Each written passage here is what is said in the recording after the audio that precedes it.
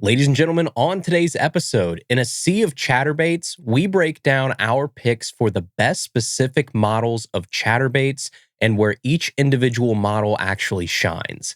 We also talk a little down imaging versus side imaging versus live sonar in this week's fishing poll. The Major League Fishing Bass Pro Tour crowns a brand new Angler of the Year, and we talk a little fall bait selection, reducing backlashes with fluorocarbon, and finding depth in ponds from the bank in this week's mailbag.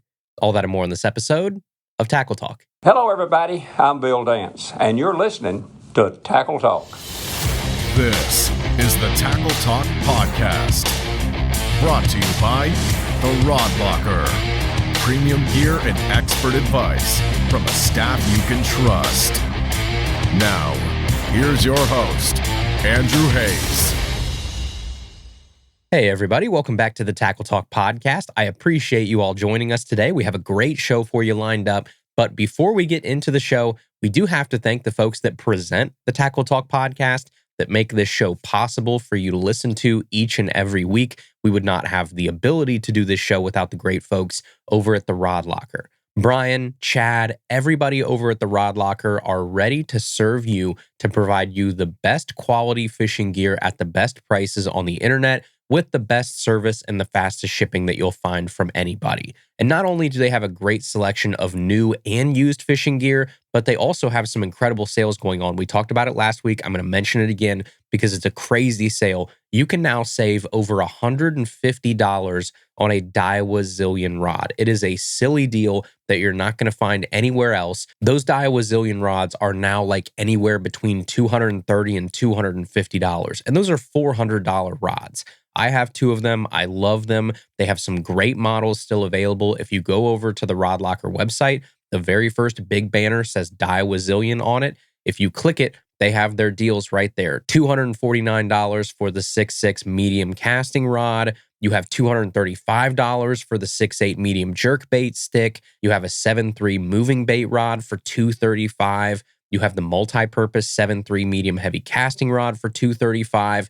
Crazy deals over there on Daiwa Zillions. And the coolest part, you can use our Tackle Talk code to stack on top of that sale. So $235, and then you add code Tackle Talk August, you're going to save an extra 5% off that order. It makes it even less expensive. You're going to get these rods for basically half off, which is just unheard of for a Daiwa Zillion. Lightweight, durable, premium rods at a price you're not going to find anywhere else on the internet. So go check them out over at www.rodlocker.com. And as always, you can use code TackleTalkAugust. That's all one word, TackleTalkAugust at checkout. You're going to save an extra 5% off your order just for listening to the show. So it pays to listen to Tackle Talk with the folks over at the Rod Locker. We appreciate them. Go support them. Rodlocker.com, code TackleTalkAugust. All right, everybody, let's get into the episode here today. The very first thing we do have some pro fishing finally. Major League Fishing just wrapped up their final event of the year, the Suzuki Marine Stage 7 at Lake Erie, launching out of Sandusky, Ohio, that just finished up August 6th through 9th. And this is important for two reasons. One, because you have the last event of the year where you have the last chance for somebody to win a Major League Fishing event, but also we are going to crown our Angler of the Year at this event. And going into this event, it was basically a two-horse race. You had some people kind of lurking there in the shadows, but it was really going to come down at the end of the day to Zach Burge versus Jacob Wheeler. And I don't even want to call this David versus Goliath because they're both kind of Goliaths just in their own way. Zach Burge has been on an absolute tear this year, the likes of which we really haven't seen from many other people in Major League Fishing. And then on the other side, you have Jacob Wheeler, who is Jacob Wheeler. He is the most dominant angler probably of the past 10 plus years. He has absolutely wrecked the Major League Fishing Bass Pro Tour since its inception. You would basically have to bet Jacob Wheeler versus the field if you wanted to take a fair bet on Angler of the Year going into any year. So this was going to be a fun event to watch go down, to see, one, who comes out with the win, and two, who takes home Angler of the Year, Zach Burge versus Jacob Wheeler. So let's go to your top 10 in reverse order from Stage 7 at Lake Erie for the Major League Fishing Bass Pro Tour. 10th place, Zach Burge. 9th place, Jesse Wiggins. 8th place went to Ott Defoe. 7th went to Marshall Hughes. 6th place, Jeff Sprague. Fifth place, Brent Ehrler. Fourth went to Cole Floyd. Third, Michael Neal. Second place, Jacob Wheeler. And first place, your Stage 7 champion for the final event of the Major League Fishing Bass Pro Tour season, Justin Lucas.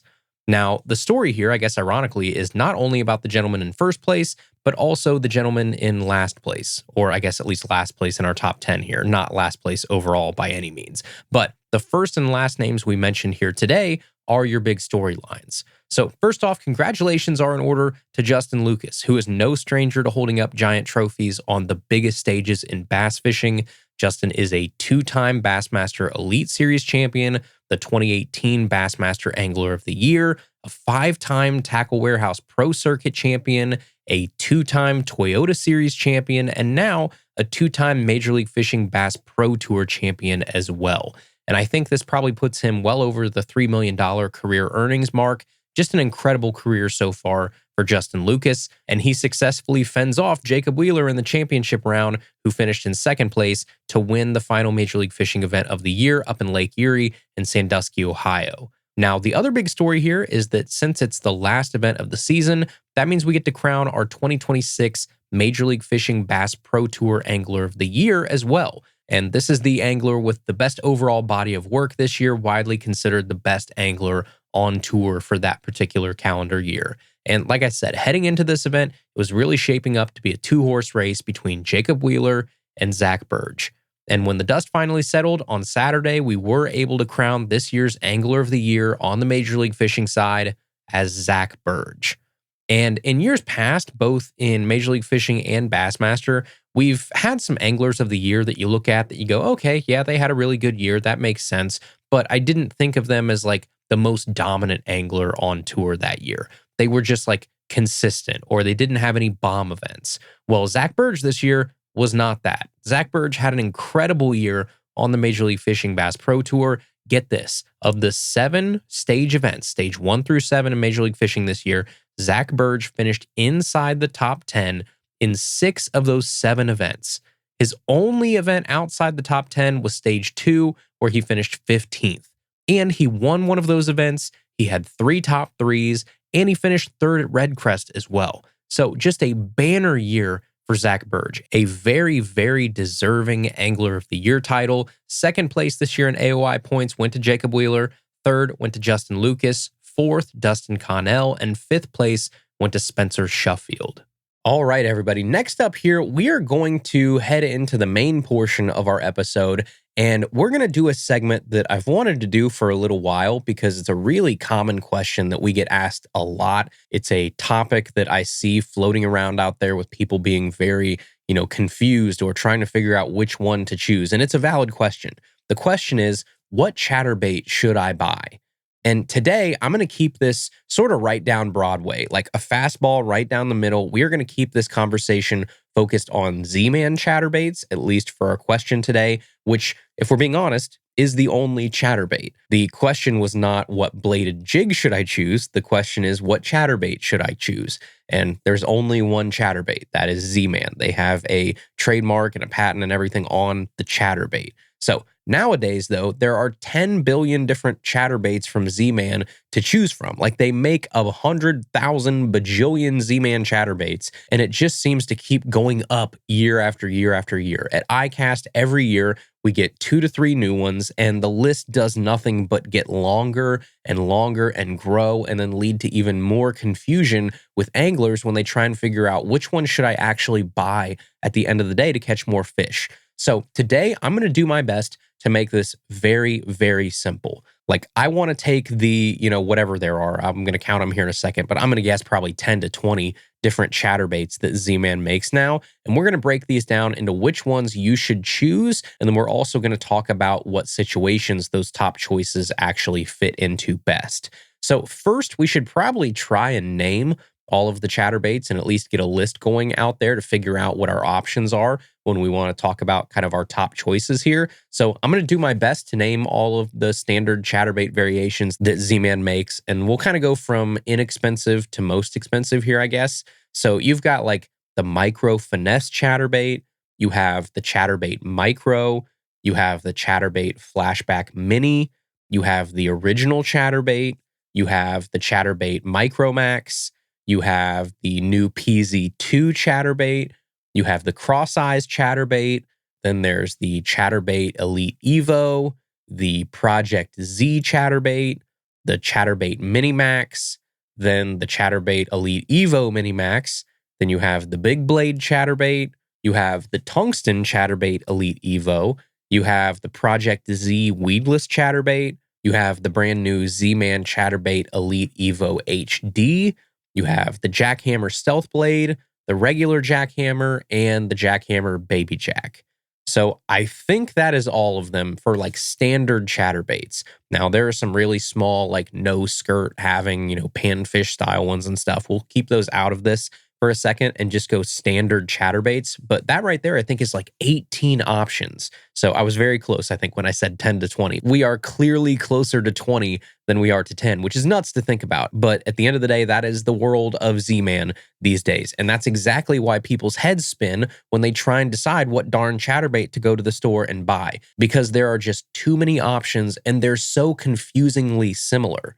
So let's simplify this. I think today, in true Tackle Talk fashion here, I'm going to rank my top 5 chatterbaits and tell you when and why I think they are the best choice. So let's start with number 5 here. Our number 5 chatterbait is actually going to be a little bit of a dark horse, I think, but it's a chatterbait that is worth buying for very particular situations.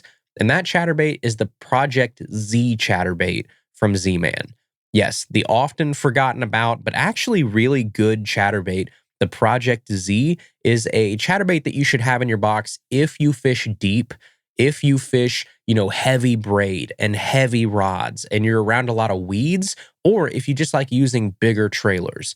Your biggest difference with this chatterbait versus a lot of the others is that it does come with a custom like 5/0 long shank mustad hook on it. So your hookup rate is great, but it also makes it way more convenient for larger trailers. If you want to pick up some of those big swim baits or big fluke style trailers, that long shank takes those like 5-inch and up trailers really, really well. It also has a more minnow style head, so it does vibrate a little more. I think it hunts a little bit more. I think that line tie being closed up at that clip makes it more durable too, instead of the regular kind of snap that a lot of the chatterbaits have on it. So if you're fishing a lot of thick weeds, heavy cover, again, like I said, you're using really heavy rods, really heavy line, you don't want that thing to break or bend out on you, then the Project Z chatterbait is a great choice. It is just a beast of a chatterbait that I feel like a lot of people overlook. So some of the other 4 on our list are going to get more shine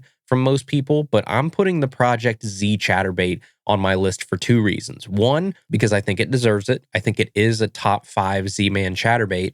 But 2, to encourage you to go out and try it if you never have. You might find that you really like it better than some traditional choices when you need a big, heavy-duty chatterbait. Okay, that was number 5. Let's move on to number 4 here. My number 4 chatterbait from Z-Man, and some might call this like a sacrilegious pick to put this as low as I'm going to put it, but I promise I have my reasons. Number 4 is going to be the Jackhammer. Regular Jackhammer chatterbait, the Z-Man and Evergreen collab, is going to be our number 4 chatterbait on our list here today. And I know there are going to be a lot of people that listen to that and go, what the heck, right? That should be number 1. It's the Jackhammer. Like if you ask most tournament anglers and most, quote unquote pros out there, they're probably going to tell you that the Jackhammer is easily the number 1 if you give them like truth serum and you told them to ignore their sponsors for a second and just say, if I could pick one chatterbait, which one am I going to buy? The Jackhammer is the king of the bladed jig world if money is not an object to you and you want what is widely considered the best option you can buy today. It's got a heavy wire Gamakatsu flipping hook in it, double wire trailer keeper, the skirt is hand tied, that little channel up at the head with that direct connection makes the perfect amount of like erratic wobble. It's got a quick startup. The blade to head contact makes this really nice clicking sound. Like it's a heck of a bait. It is compact, premium, consistent. Don't get me wrong. I am not trying to throw any shade at the Jackhammer here. And I throw a ton of them. I probably have, 20 3/8 ounce jackhammers, and I probably have 20 to 30 half-ounce jackhammers. For what it's worth, I throw the half-ounce a lot more than I do the 3/8. I just think it stays down enough to let me hit those mid-range depths without being like ungodly heavy and having it feel like a chore to keep it off the bottom. But the reason that I'm going to put the jackhammer at number 4 here today is because of the price point. And I say this as someone that pays retail price for my chatterbaits, just like you guys do. The jackhammer is not the best bang for your buck chatterbait out there. It's not even close. Like, it's great. It's an awesome bait. But if I'm looking at dollar for dollar spend, there are better options out there. The jackhammers are $20 a piece now. I mean, if you want to rewind back to when they were $14 or something, then yeah, we could have a different conversation. But at $20 a piece, $100 for 5 jackhammer chatterbaits, when you combine that with the fact that Z-Man has come out with new ones since the release of the jackhammer that have gotten better and better, I think the jackhammer would still be my choice if money didn't exist. But money does exist, right? I work really hard for my money and I try to spend it wisely. So as you can see by where this is going to end up on our list here, there are actually 3 chatterbaits that I would rank ahead of the jackhammer in terms of dollar for dollar value. So that then leads us to number 3, which I think is actually the anti-jackhammer. Like, it's probably the best lure on the planet in terms of bang for your buck. The dollar you can spend versus the fish catchiness that you get for that dollar. The tried and true fish catching machine original Z-Man chatterbait is going to be our number 3 here. Yes, stop the presses. I am actually going to rank the original Z-Man chatterbait ahead of the jackhammer. And I'm going to do it for one simple reason. The regular Z-Man chatterbait is a stone cold killer of a bait and catches a ton of fish, and it's like a fourth the price of a jackhammer. The regular original Z-Man chatterbait can be bought for anywhere from, $4 to $7, depending on the store, the size you're buying, the time of year. But the regular chatterbaits go on sale a ton.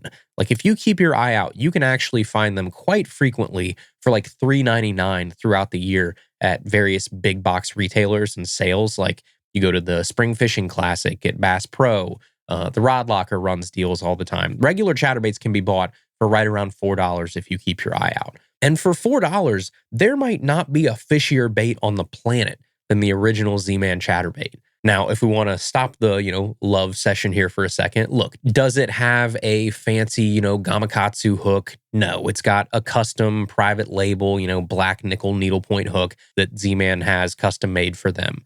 But here's your thing. If you're throwing a regular chatterbait on like 7-foot medium heavy rods, you're throwing 15-pound fluoro, and you set the hook like normal, that regular custom hook in the OG chatterbait does just fine. I have hundreds, if not thousands, of fishing pictures to prove my point on that is just a perfectly fine hook for what most of us do every single day. I've caught, probably, 1,000+ fish on a regular Z-Man chatterbait. Probably more than that. I just feel like 1,000 is a big number to even think about. When you think about, decades of fishing and how many fish I've probably caught on just a regular chatterbait, it's probably well more than 1,000. And I have never had an issue with that hook. My hookup ratio with the OG chatterbait and the fancy, jackhammer are very, very similar at, again, a fourth of the price of a jackhammer. And, is the skirt a pre-made plastic, collared, glued skirt? Yes, it is. I think they call them the easy skirts. But when you think about it being reeled through the water, it looks pretty darn similar to a hand-tied skirt. It just might not be quite as durable. Again, for $4 or $5, I can deal with it not being as durable. I just think the original chatterbait is the working man's chatterbait. It catches the snot out of fish. It can hang with the best of the chatterbaits out there, but at a price that you can actually afford to go buy multiple baits, which maybe is the most important part. Different weights hit different depths and maintain different, reeling speeds, different colors for different water clarity and different bodies of water with unique forage. With a regular chatterbait, you can actually afford to go out and buy a bunch of options. $100 gets you 5 jackhammers, but you can go out and buy 25 original chatterbaits if you find the right sale. Or in worst case scenario, if they're like full price, all right, you get like 17 chatterbaits for $100. 17 or 25 versus 5 is a big difference, which is why I'm going to put the original Z-Man chatterbait at number 3 today here on our list. I think it gets overshadowed nowadays with all the options out there, but the original chatterbait is an insane bait for the money that it costs. Don't let the fishing world tell you that you need to only fish jackhammers or that you need more expensive chatterbaits, because the OG chatterbait still works just fine. All right, we'll get back to the episode here in just a second, but first, the Tackle Talk podcast is brought to you in part by Humminbird. And if you're serious about finding fish, you know just how much electronics plays a part in that whole game. And that's what we're going to tell you today about the Humminbird Explore paired with Mega Live 2. Explore is an easy-to-use, intuitive interface with a bright HD screen that you can actually see in tough conditions. It has advanced sonar and imaging, plus thousands of Lake Master and Coast Master maps included. And then there's Mega Live 2, which gives you a real-time view of what's actually happening beneath the boat with incredible clarity and responsiveness. You actually have the clarity you need to see your lure, to see the fish, to see structure, all in real time, helping you fish with more confidence. Those two systems are actually designed to work together, combining both mapping, advanced sonar, and live imaging all in one seamless setup. So whether you're searching for structure, actually watching your bait underwater, or trying to figure out exactly what's happening below the surface, Explore paired with Mega Live 2 gives you a clearer picture of what's happening in the water. You can learn more at humminbird.com and see why there's more to explore with Mega Live 2. The Tackle Talk podcast is also brought to you in part by Minn Kota. And if you fish from a kayak, you already know how quickly wind, current, and even just a little movement in your kayak can make it tough to stay on fish. And that's where the Minn Kota Kayak Terrova comes in. It takes the trusted performance of Terrova and puts it in a motor built specifically for smaller watercraft. You get a 55-pound thrust, advanced GPS navigation, and of course, award-winning spot lock. So when you find that sweet spot out there on the water, you can hit a button and let GPS literally keep you there for as long as you want. And control is simple using their micro remote, the One Boat Network app, or just a compatible Humminbird fish finder to control that motor right there from your kayak. The Kayak Terrova also gives you features like autopilot, drift mode, follow mode, and a ton more. And when you're ready to move, that stow and deploy lever makes getting that kayak motor in and out of the water super easy. So start enjoying less time fighting with your kayak and more time actually fighting with fish. So for more information on the Kayak Terrova from Minn Kota, you can go over to www.minnkotamotors.com. All right, that is 3 down. Now we have 2 to go here, and that brings us to our runner-up today. The number 2 bait on our list of chatterbaits from Z-Man is proof that big things come in small packages, because our number 2 chatterbait from Z-Man is the regular Minimax chatterbait. Not the Evo Minimax, the regular version. The Minimax chatterbait is an awesome weapon in your chatterbait lineup, and it's a chatterbait that over the last 3 or 4 years, I've really reached for more and more and more. You're obviously getting a smaller, more compact profile, which is awesome for those pressured fish, for fish that have seen 10,000 chatterbaits in the past year. But it's also really important for us smallmouth anglers, because smallmouth love those Minimaxes.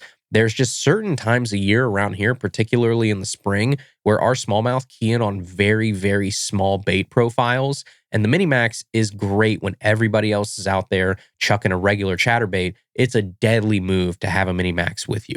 And it also doesn't roll or blow out as easy, which I think makes it a great option for fishing in current or fishing in moving water, swirling eddies, wind, things like that. When the conditions aren't perfect or not glass calm, a Minimax will perform when a lot of those other chatterbaits do tend to want to roll a little bit on themselves, especially in heavy current. It also has a tighter action and kind of a smaller range of motion that actually is really nice for colder water. So if you want to fish this like really early in the spring or really, really late in the fall, I just think the Minimax opens itself up to be fished more times of year around here, where we're in like kind of cold weather climates in the wintertime. And then the same thing as the jackhammer, I actually throw a 1/2 ounce Minimax a lot, which is a pretty heavy Minimax by most people's standards, but I love it. I think it makes it a bullet to cast. It sinks down to the depth that I need it to. It starts up like a champ. The Minimax rocks. Now, the one thing I want to point out, like I said at the beginning, is I'm putting the regular Minimax on here, not the Minimax Evo. Two reasons for that. One, the first is I think the Evo Minimax is actually a Tackle Warehouse exclusive, I believe, which in and of itself is not a bad thing. Like, I buy stuff from Tackle Warehouse too. I'm not trying to be like oh, well, we're not sponsored by Tackle Warehouse. That's not it at all. The point I'm trying to make here is that it's not as widely available and is instead a slightly altered version of one particular bait for one particular retailer to sell exclusively. And that just limits where you can get it and how easily you can get it and, competition and no, I can't go down the street and pick this thing up. It really has to only be ordered from this one particular website. And that kind of hinders it in my mind. It also probably limits its ability to be a staple bait in the future because dealer exclusives come and go. Core product lines usually stay. The Minimax, the regular version, is a core product line bait from Z-Man. But that's not even the main reason why I'm making this choice. The main reason is I actually like the regular Minimax better. It has like a lighter gauge hook on it, so it penetrates a little easier. And I think the Evo Minimax, the one that Tackle Warehouse exclusively sells, has a little bit harder thump. And I actually like the slightly more subtle action of the regular Minimax. So that's just the main reason why I'm not going to pick the Evo Minimax over the regular Minimax. You definitely can make your own choice, buy both of them, try them out. For me, I just keep reaching for the regular Minimax over that Evo. And at the end of the day, the fact that the Minimax comes in at under $10, it's a winner for me. Like, I reach for it all the time. If you've been sleeping on the Minimax, don't. This is your PSA to go out and buy some of them, even if you're chasing giant largemouth. The Minimax is a great bite-getting machine. So much so that it makes our list here today at the runner-up position, taking home second place for our top chatterbaits. All right, and then there was one chatterbait to reign supreme over the 8,762 options that Z-Man seemingly has out there on the market today. What is the overall best chatterbait with the perfect balance of features, quality, price, availability, and action? And for me, the best chatterbait out there today is the Evo. The Chatterbait Elite Evo. Not the new HD version, not the tungsten version. The regular Elite Evo is my everyday go-to, gun to my head, you can take one chatterbait with you choice in the Z-Man lineup. And the one thing that I do like about the Evo over the Jackhammer, regardless of price, is I think that the Evo deflects better off of cover. Like, if I run both a Jackhammer and an Evo over a log, I like the way the Evo shoots off that wood a little harder and then rolls right back to right side up better than the Jackhammer does. Because I think the Jackhammer is just a little bit more controlled when it hits things and when it deflects off. The magic of a chatterbait is that sort of controlled chaos when it bangs off of rocks or wood or rips through weeds, just like when you get a lot of bites on a crankbait when you happen to be banging the bottom or deflecting off of cover. The magic of a crankbait is not when you're just mindlessly running it through the middle of the water column. Now, chatterbaits can catch more fish than a crankbait just running it through the middle of the water column, but both are even more deadly when they're bouncing off of something, causing that like instant reaction strike. And that's what I really like about the Evo. I actually prefer it to the Jackhammer when it bounces off of something. The other thing I love about the Evo is the price, because it's $9.99, $10, so it's half the price of a Jackhammer, and it's just as good. And my theory here is I think the Evo, when it was released, was basically made to be a Jackhammer killer.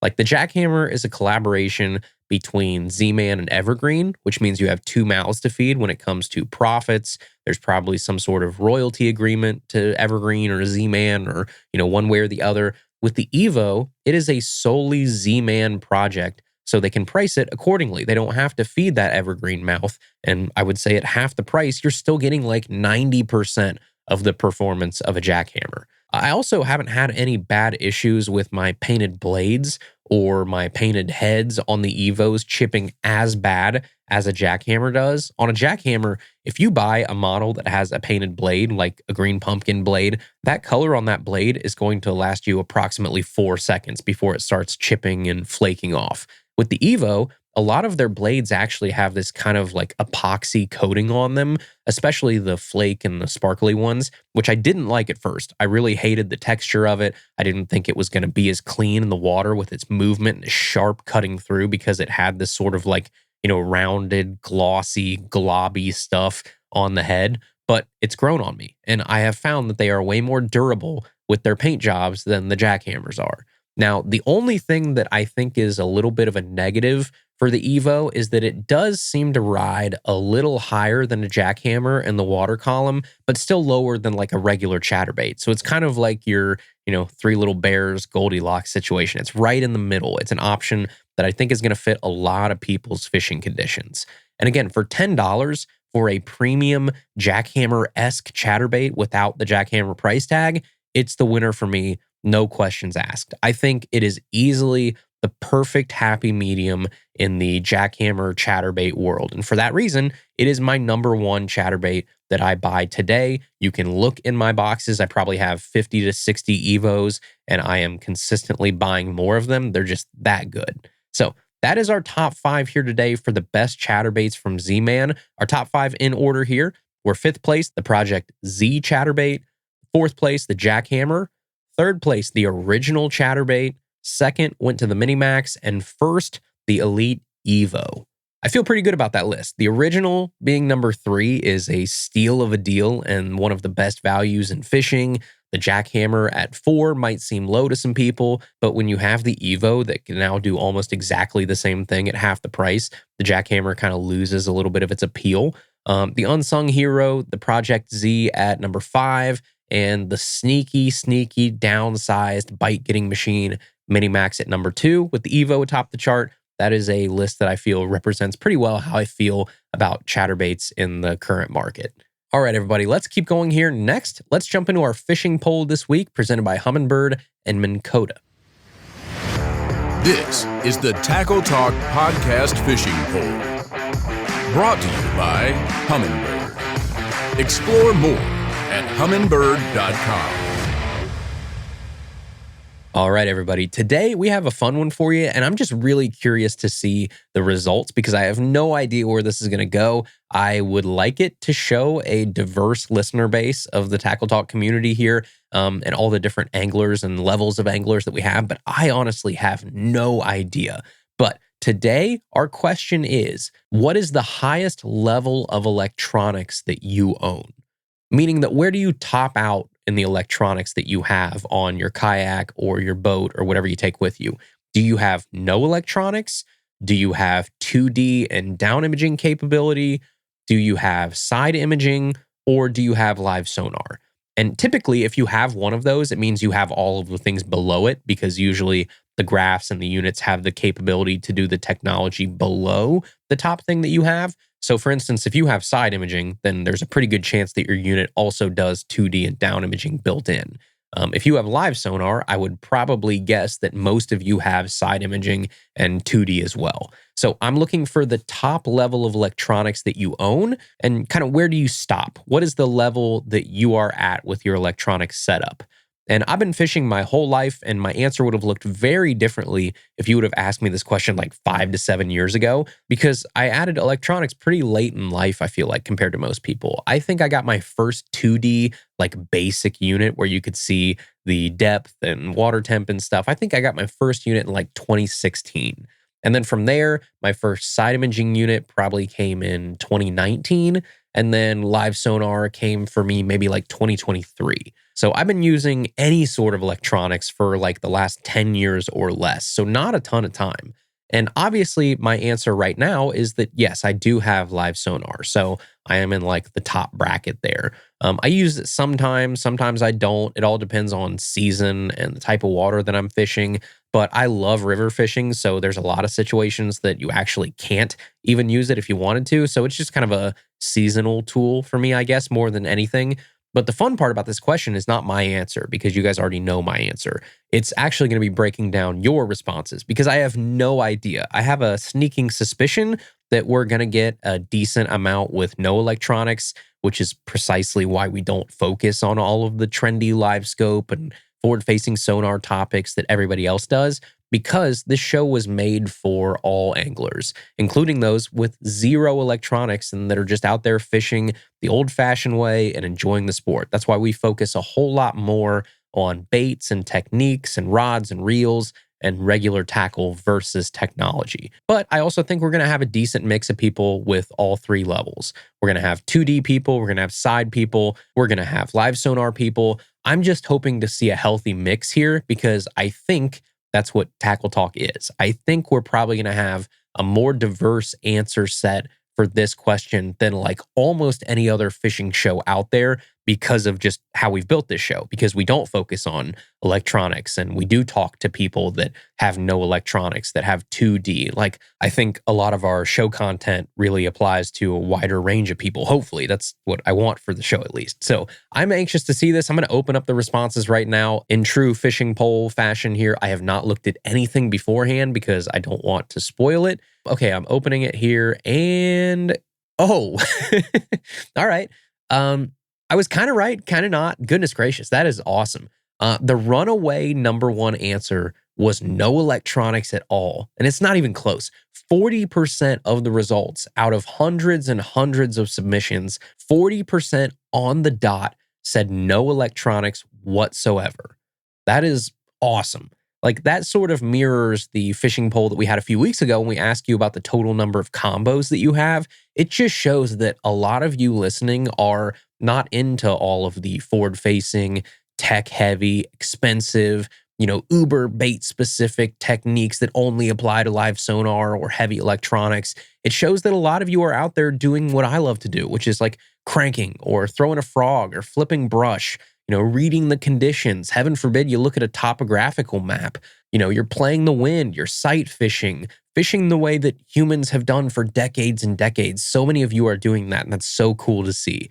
Most other shows or fishing resources like magazines, articles, websites, YouTube channels, they focus really heavily on that tech-specific stuff because it's the hot new thing. It's what gets the clicks. It's where everybody's eyeballs can't help but go. But we try not to do that here. And yes, we'll talk about technology when it's necessary or when it's applicable. Like, I don't think we actively avoid it. It's not the devil. It's a great tool. I love my side imaging. I love live sonar. I just use them in very specific situations. I use 2D every once in a while still to this day. But my favorite type of fishing doesn't require all of those. It might just require some basic side imaging to see what's going on and to get me in the right areas. Or it might just need some basic depth finding to make sure that I'm at the depth that those fish should be for that time of year. So 40% of you saying that you have no electronics at all is kind of crazy to look at. And then from there, 24.6% of you said that you only own 2D sonar. So if you look at that, that's 65% of the listener base of this show has either 2D or no electronics at all. And then from there, you had 18.1% of you that said you had side imaging capabilities. And then from there, 17.3% of you said that you have live sonar. So that's a pretty even spread between 2D, side imaging, and live sonar, with a huge wave of people with no electronics.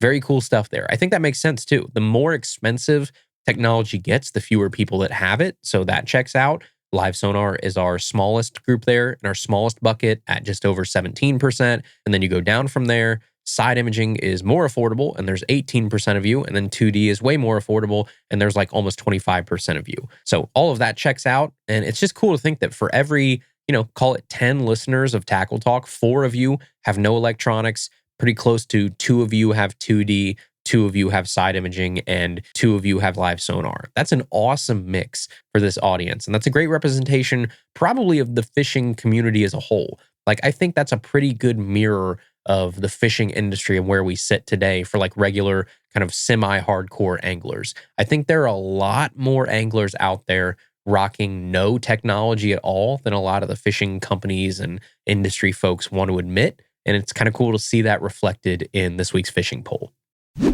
All right, everybody, we're about to get to our final segment of the episode here, the mailbag. But first, the Tackle Talk podcast and the mailbag are powered by Amped Outdoors. And if you're still running like lead acid traditional batteries in your boat or your kayak, we got to get you with the times, and you got to go check out Amped Outdoors. Amped Outdoors makes high quality lithium batteries specifically designed for anglers. Whether you need to power your trolling motor, your fish finder, your forward-facing sonar, your kayak motor, whatever you need that needs juice, Amped Outdoors has you covered. And the biggest difference you're going to notice from lead acid to amped outdoors lithium batteries is weight. And weight is so important, especially for us kayak guys and gals out there, because the weight of your kayak determines how fast it's going to go and how much energy it's actually going to pull to make that motor go. You want to make sure that you are limiting the total weight that you have in that kayak to maximize your speed. That's why lithium batteries are so important to me. That and the fact that I'm lugging these all around. I'm actually taking them in and out of my kayak. I'm taking them down, big steep embankments, or putting in these crazy places. You want a battery that doesn't weigh 50 pounds. You want a battery that's super easy to carry. You don't even realize it's in your kayak. That's what you get with lithium batteries. I have not found any better than Amped Outdoors. But the huge thing with Amped Outdoors are the people and the warranty that you're getting behind your battery. Anybody can go online and order some super cheap Chinese battery that you are never going to get a lick of help if anything happens. With Amped Outdoors, you get an industry-leading 10-year warranty with no gimmicks, no BS, a great team right there in Hudson, Wisconsin that is waiting to help you if you ever need their help. They're also there to help you if you have questions or if there's anything that you need. Amped Outdoors, I have not found anybody better to buy my lithium batteries through. So whether you're trying to lose a bunch of weight off of your boat or your kayak, or you're trying to get more power to your electronics, or you're just trying to upgrade from old school lead acid batteries, you can go check out www.ampedoutdoors.com today and see for yourself why more anglers, myself included, are choosing Amped. This is the Tackle Talk Podcast Mailbag, powered by Amped Outdoors, your source for premium, affordable lithium batteries. All right, our first question here today in the mailbag is from Noah, who says, what do you think about mystery tackle boxes by Ketchco? I've gotten decent lures and soft plastics from them, and I enjoy opening them. I also wanted to thank you so much for this podcast. Well, thanks, Noah. I appreciate it. I don't have enough time to do probably all of my thoughts on mystery tackle box and Ketchco and all those. I could probably do an hour on all of my actual opinions on what they do. Here's my very, very condensed thoughts, I think, on mystery tackle box. Mystery tackle box or services like that, like if you want to look at Lucky Tackle Box, Monster Bass, a lot of those type of people that give you a monthly box to open are cool if you enjoy the surprise and the experience of opening a mystery tackle box every month. Like, you have to appreciate that part of it, because the truth is most of those companies, and there are some exceptions out there, we've talked about them before. Dark Horse Tackle is a great example of an exception to this rule, but most of those boxes out there that you are getting are going to give you off-brand or in-house brand baits that they're having made very, very cheaply, or they're giving you discontinued baits or discontinued colors or whatever that aren't selling and nobody wants, and you're not getting as good of a value in those boxes as you think you are. The value of those boxes is often inflated to make you feel like you're getting a good deal, but no one is paying, $10 for that Ketchco, crankbait that should cost you $4. No one is paying $14 for that Guggen jerkbait that they're listing it at. Or the bait that they're listing, for $12 is actually in the bargain bin at every one of your big box stores because nobody wants it, and it's really selling for like $3. That's how they're getting a lot of their inventory to put in these boxes a lot of times. And those services like Mystery Tackle Box, Lucky Tackle Box, a lot of those when they started out used to give you awesome name brand lures in every box that were actually desirable, but then they started to cheap out a little. And, a good example would be like the size of the soft plastic packs started shrinking down from what I would call full-size packs to kind of like trial packs. So maybe that pack only has 4 worms in it when it would normally have 10 worms in it.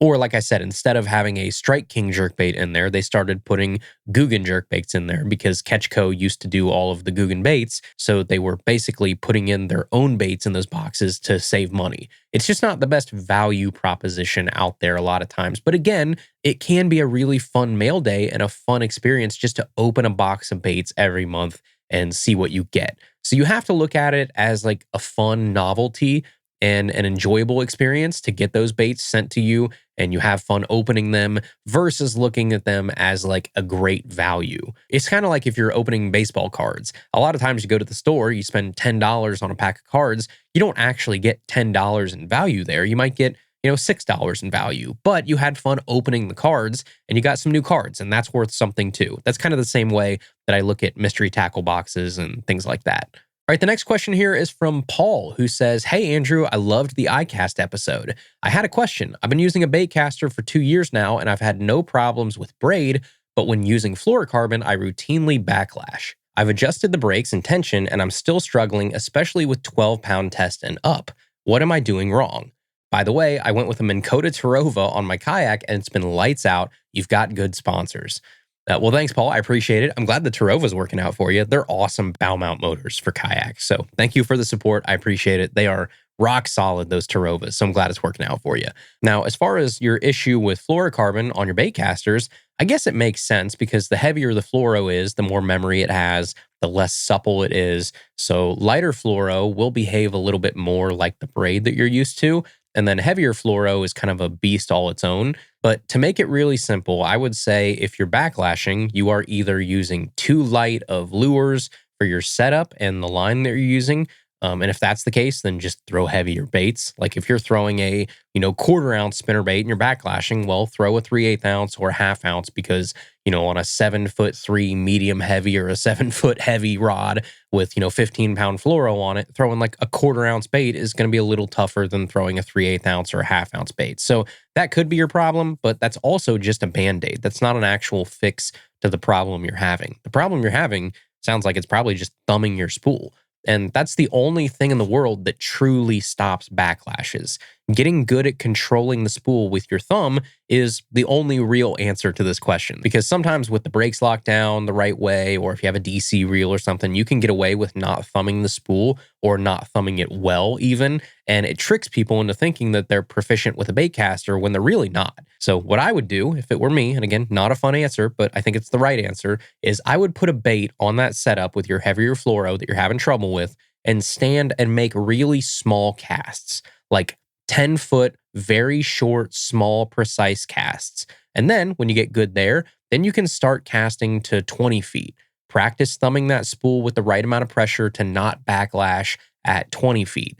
Rely on your thumb, not the brakes. We're trying to train your thumb here to make sure that you're not backlashing. And then maybe even take the brakes down or off completely to really train your thumb. And then you're slowly going to work your way up to longer casts. So you're going to go 10 foot to 20 foot to 30 foot to 40 foot to 50 foot, all the way to bomb casts. And I think that's the only real answer is it's practice. How do you hit a fastball better? How do you shoot 3-pointers better? How do you do anything? It's reps. It's practice. That's what you're going to have to do. Work on your mechanics, work on the basics. I know it sounds silly to talk about with casting a fishing rod, but that's what you have to do. And with heavier fluoro, it's going to cause you more issues than lighter fluoro. So you really do have to make sure that you have those mechanics right. You do know how to thumb a spool because otherwise, like you said, you're just going to keep slapping Band-Aids on it. You're going to use heavier baits, you're going to use lighter line, or you're going to use a setup that's not particularly right for your situation, but is just easier to cast. You don't really want to do that. So that would be my answer. The only other thing I would say is buy good fluorocarbon.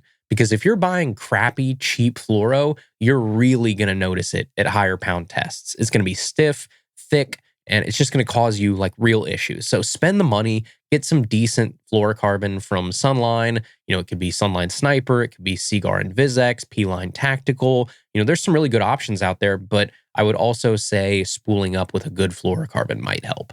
All right, the next question here is from Silas, who says, "Hey, Andrew, I like listening to the podcast. Since it's getting closer to fall, what is your favorite fall bait? I live in Eastern Kentucky and the lakes have clear water, but the ponds have pretty dirty water. Thank you for making these podcasts." Well, hey, Silas, a pretty easy answer here. My favorite fall bait by far is a jerkbait. No question. I have one glued in my hand all the time in the fall. A close second might actually be a glide bait because in the fall, a lot of our fish just chomp these 6, 7, 8, 9-inch gizzard shad all day long. But jerkbait is for sure my number one answer. Now, in a pond, that can be a little tough sometimes because depending on your depth and how snaggy it is, fishing a jerkbait can be kind of tricky. So maybe get a jerkbait that doesn't dive quite so deep down. Or I would say don't be afraid to get a floating jerkbait because those can be deadly in the fall too. But my easy number one answer to that question, Silas, jerkbait all day.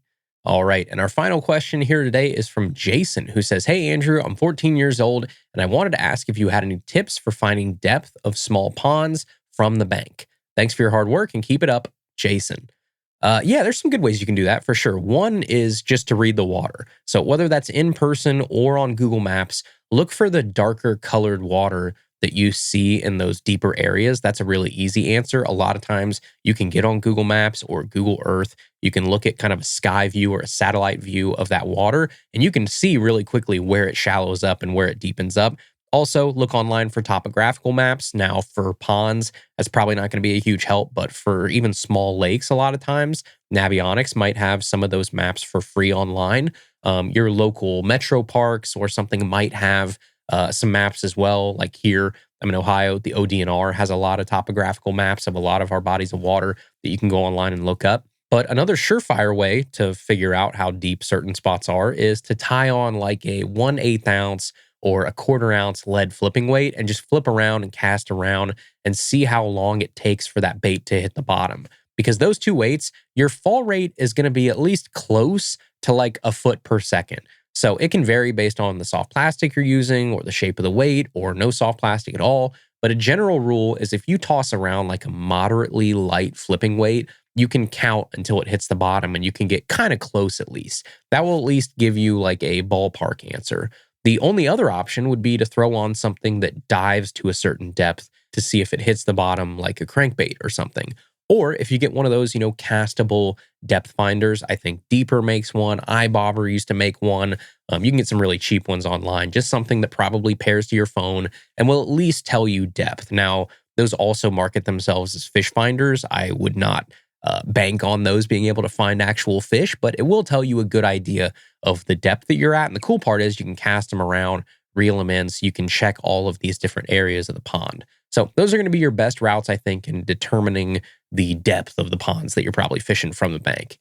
All right, everybody, that is our episode today. Thank you guys so much for tuning in. I appreciate you all. If you have any questions, if there's anything I can help with, shoot me an email, tackletalkpodcast@gmail.com. Keep up with us on our social media. It's at Tackle Talk Podcast on Facebook and Instagram, all that good stuff. Go vote in next week's fishing poll and submit your mailbag questions over at the website, tackletalkpodcast.com. And I'll see you right back here next Tuesday for another brand new episode of Tackle Talk. Thank you for listening to the Tackle Talk Podcast. Tackle Talk is produced by Andrew Hayes. Copyright 2019. For more, please subscribe on Apple Podcasts, Spotify, or wherever you listen to podcasts.